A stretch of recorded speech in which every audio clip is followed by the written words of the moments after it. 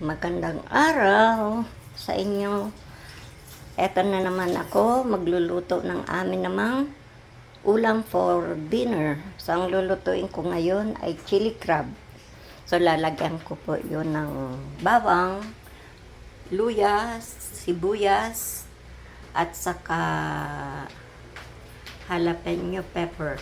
At lalagyan ko rin po yun ng, syempre, ng ketchup, ang sweet chili sauce, at ang kanyang itlog, at syempre ang ating main ingredients na alimango. So, hintayin po ninyo mga kaibigan at magigisa na po ako ng ating luya, bawang at sibuyas.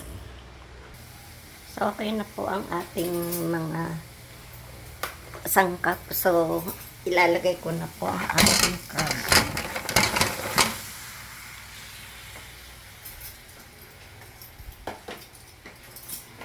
Ayan po, nilagay ko na po ang ating crab.